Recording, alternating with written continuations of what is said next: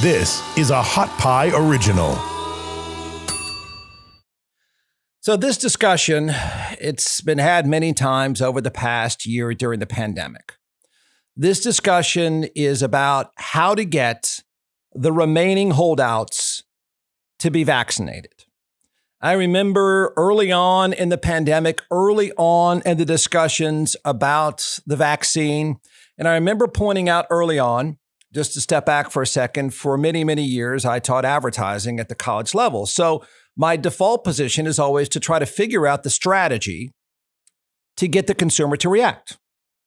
What would it take? What would the message be? How would the consumer react? So it's always my default position. So often during the run-up to the vaccine and during the initial launch of the vaccine, and we all can appreciate we've come a long way, I talked often, brought it up often, exactly what's the message going to be to convince that person to show up and get the vaccine. So here we are, months into it. I'm not going to go Anthony Fauci on you, but we're on the other side of the pandemic. I think we all can appreciate that. We all welcome that. And I think we all acknowledge that to a degree. Completely on the other side, the answer to that is no, but we're close. And if you look over the past year, it's been a scientific marvel, mostly, maybe early on some glitches, but to be fair to both administrations, mostly a distribution success, and I would say a communications train wreck from day one. Maybe because everyone was blindsided, sure, but even to this day, I'll be honest, I think the messages are still all over the place. There's never really been a good single voice. And yes, that would apply to Anthony Fauci because I think he's all over the map. Doesn't mean he doesn't know what he's talking about, but the communications message is confusing at best. Either way, here we are, right? So to get to the quote herd immunity number or numbers, more people need to get the vaccine. We know that. This is all simple. We all now appreciate the science. We all now appreciate the numbers. We'll either need to get the vaccine or be exposed to COVID. Is it possible to get the number to what the medical world talks about, and that is 70% or more? I don't know. The remaining holdouts are making it tough. The remaining holdouts, which were predicted all along. In fact, the numbers of holdouts are far less than the early days when we talked about this stuff, and that is, oh my gosh, less than half the population is willing to get vaccinated. Well, over time, more and more people were willing to do it. So it's better than what we thought. But now we're at this sticking point. We're at this sticking point. To get to the 70%, the holdouts need to get in the game. That's what the medical world says. So I do have a question, though. How do you not know now, right? I mean, how are you on the fence still? Who are you that doesn't know? I mean, there's a sector of this country that is going to say no to the vax no matter what. We knew that. We've known that far before the pandemic. But who is that person now sitting around saying, I don't know, huh? What? But they exist. So one of the things we've learned about ourselves is Americans want our deal. You want to get us to do something, give us some stuff, give us a prize. Dangle that carrot out there, whether it's cash, beer, beef jerky, cigarettes, who knows what it is. You just dangle that thing in front of us and we'll respond. You want to get us to react? Give us some stuff. We want our prizes. Screw public health. We want some stuff. So in terms of prizes and incentives, we are in new territory. And I'm not sure the states have been all that creative. Again, a lot. This has happened in a little over a year. It's tough to plan, tough to pivot.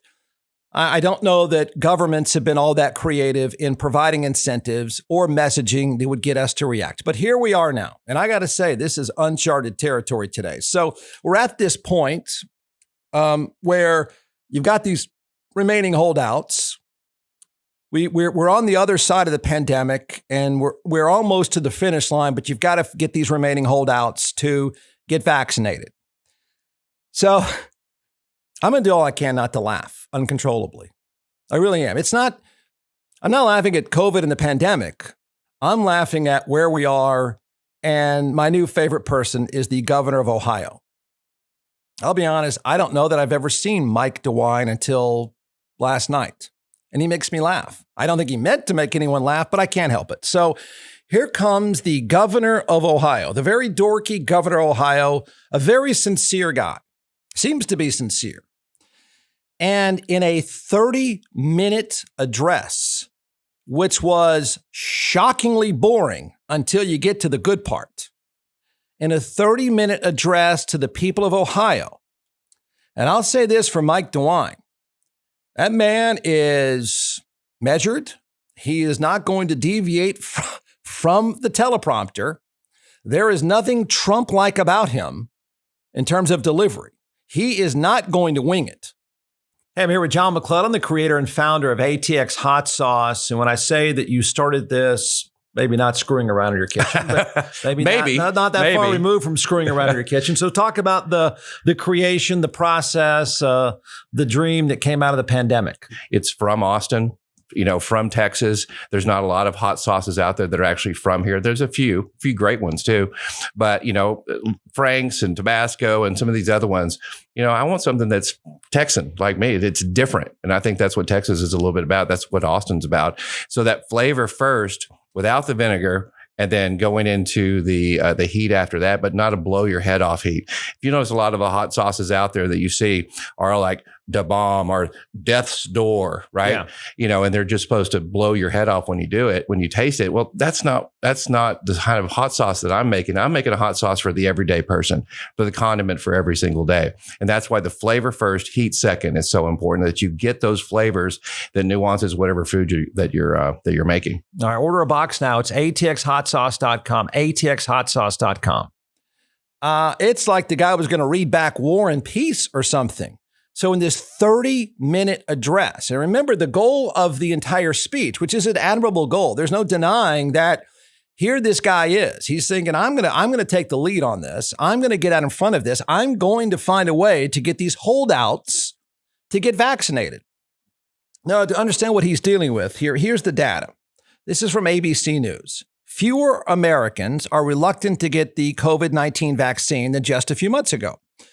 11% of people who remain unvaccinated say they definitely will get the shot. Now, I think that's an important number, because realize what Mike DeWine and maybe others are dealing with now is you've really got apparently you've got a pool of unvaccinated people of 11% saying, I might do it. What do you got for me?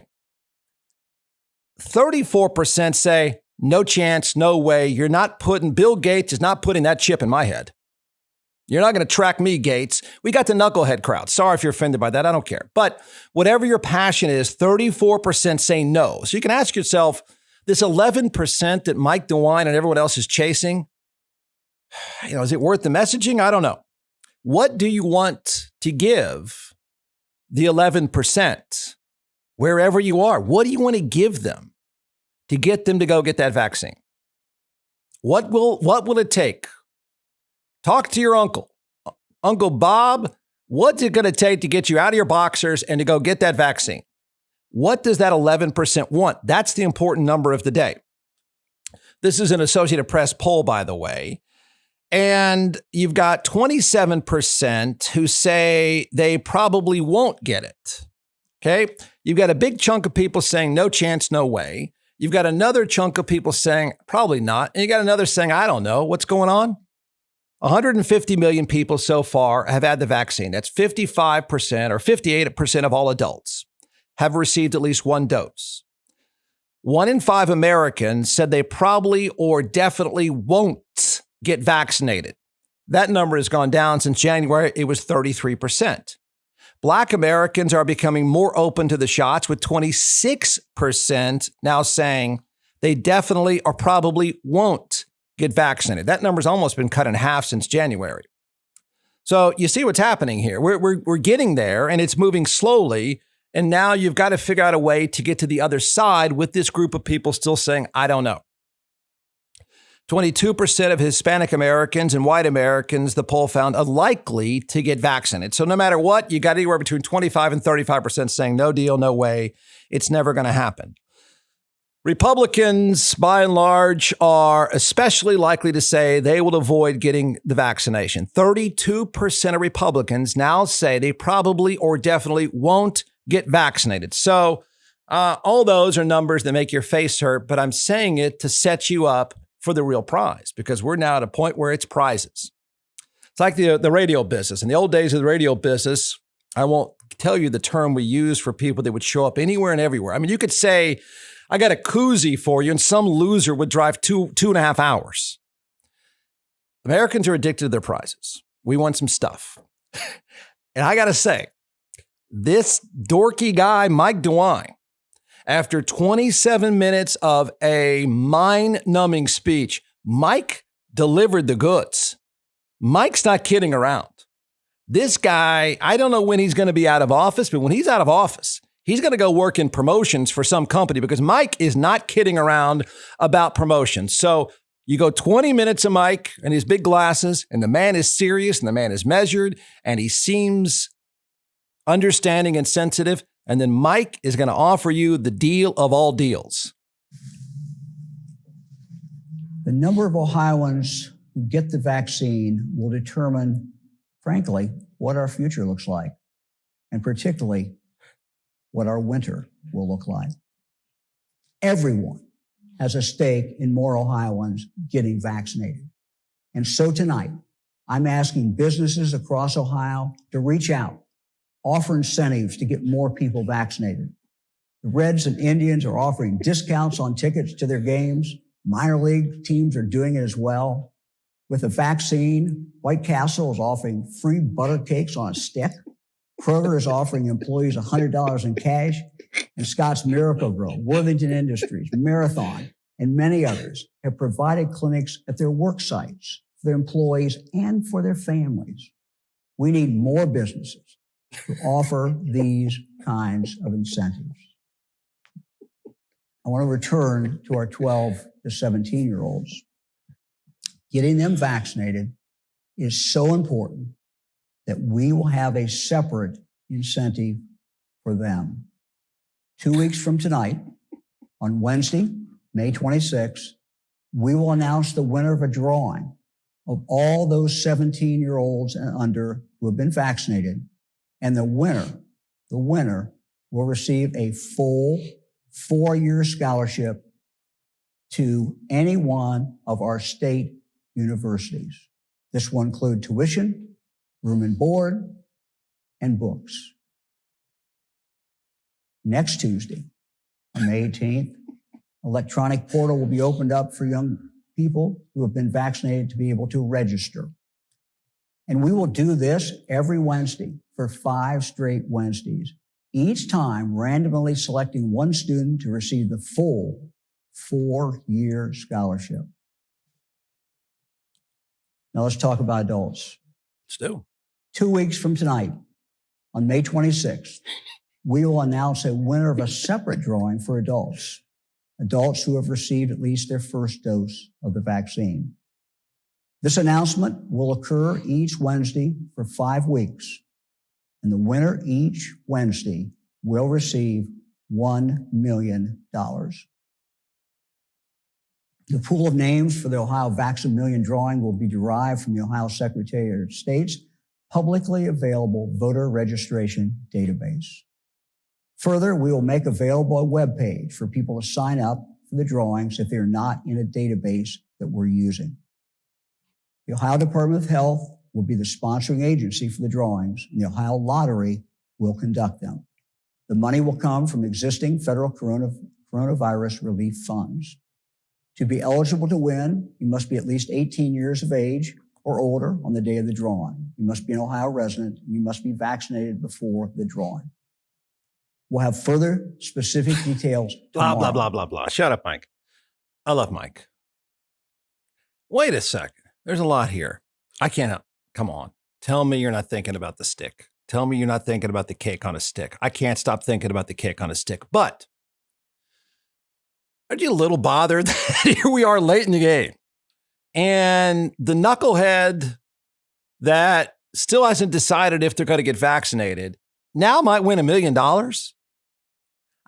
Look, I don't blame Mike for trying, and let's give the guy some credit here. First of all, he called them the Indians, and I don't think you're supposed to say that anymore, Governor. I don't think they're the Indians anymore.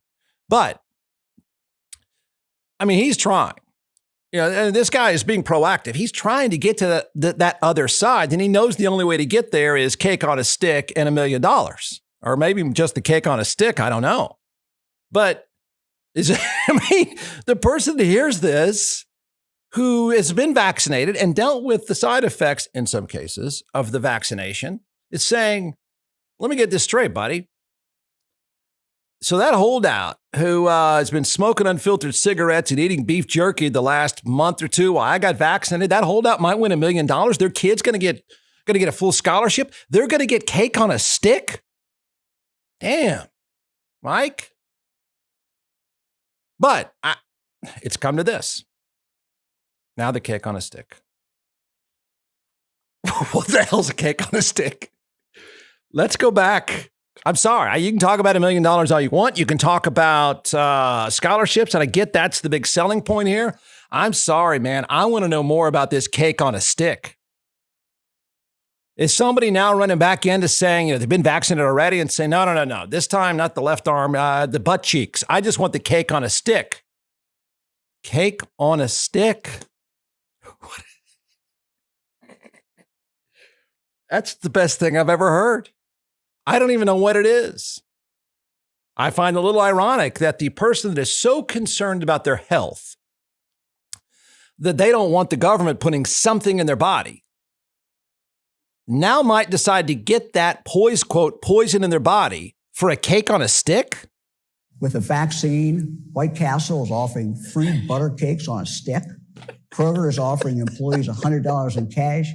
And Scott's Miracle-Gro, Worthington Industries, Marathon, and many Go others back. have Damn it. provided clinics Hey. at their work sites for their employees. I'm listening to and this for their last night. I families. listened all 30 minutes. And you know when I snapped to?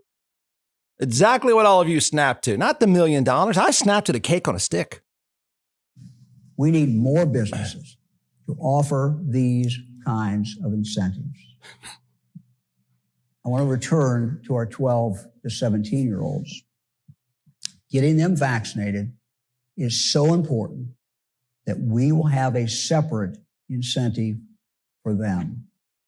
2 weeks from tonight. This is cake. This isn't On cake on a Wednesday, stick. This May is 26th. after cake on a stick. Could someone show me the cake on a stick?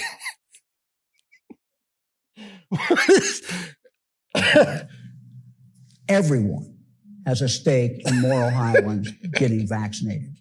And so tonight, I'm asking businesses across Ohio There it to is. reach out, offer incentives to get more people vaccinated. The Reds and Indians are offering discounts on tickets to their games. Minor league teams are doing it as well. With a vaccine, White Castle is offering free butter cakes on a stick. Yes. Kroger is offering employees Yes. 100. Man, hi. See this swelling in my left arm? Give me my freaking cake on a stick.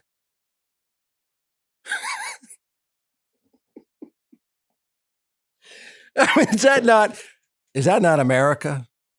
Is that not America? Screw that scholarship for my kids. You know what's going to get me? I want a cake on a stick.